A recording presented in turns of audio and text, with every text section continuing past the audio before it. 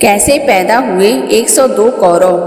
गांधारी, जो कि गांधर नरेश की पुत्री थी और एक शिव भक्त।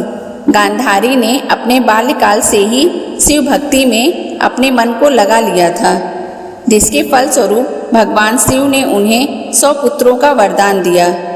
गांधारी का विवाह विचित्रवीर्य के पुत्र धृतराज से किया गया, जो कि जन्म से ही नेत्रहीन थे। धृतराज की इच्छा थी कि उनकी पत्नी नेत्रों वाली हो, ताकि वो उनकी नेत्रों से दुनिया को देख सके, राज्य संभाल सके। लेकिन जैसे ही गांधारी को विवाह प्रस्ताव मिला, उसने अपने पति धर्म को सर्वोपरि रख विवाह के पूर्व ही अपनी आंखों पर जीवन भर के लिए पट्टी बांधने की प्रतिज्ञा ले ली, जिससे धृतराज बहुत क्रोधित हो उठे, क्योंकि इस कारण धृतराज को हस्तिनापुर का राजा नहीं बनाया गया और पांडु का राज्य तिलक किया गया।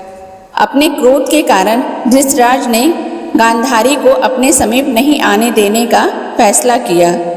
यह जानने के बाद शकुनी, जो कि गांधारी का भाई था, उसने धृतराज को शिव जी के वरदान के बारे में बताया और कहा, आपका पुत्र ही आपके सपनों को पूरा करेगा और अपने 99 भाइयों के होते वो कभी परास्त नहीं हो सकेगा। यह सुन महत्वाकांक्षी धृतराज को अपनी इच्छा पूरी करने का एक रास्ता नजर आया। अतः धृतराज ने गांधारी को पत्नी के रूप में स्वीकार किया, जिसके बाद गांधारी को गर्भ धारण किए 10 महीने से अधिक हो गया, लेकिन उसे प्रसव नहीं हुआ।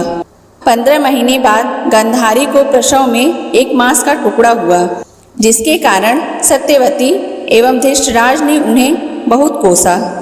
नाराज धृतराज ने अपनी पत्नी को अधिक कष्ट देने के उद्देश्य से गांधारी की प्रिय दासी के साथ संबंध बनाए।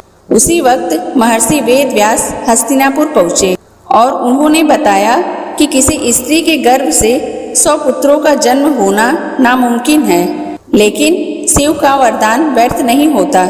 अतः यह मांस का टुकड़ा नहीं, बल्कि इसमें गांधारी के 101 संतानों के बीज हैं। गांधारी ने वरदान में भगवान से एक पुत्री की भी कामना की थी। इस प्रकार उन्हें 101 संतानों का सौभाग्य प्राप्त है। इसके बाद महर्षि वेदव्यास ने 101 मटकों में गर्भ की तरह वातावरण निर्मित किया। इसके बाद सबसे पहले जिस पुत्र का जन्म हुआ, उसका नाम दुर्योधन रखा गया। इसके बाद दासी को भी पुत्र की प्राप्ति हुई। अतः कौरवों की संख्या 100 नहीं 102 थी, जिनमें बहन दुशाला सहित 100 संतानें गांधारी की एवं एक संतान उनकी दासी की थी।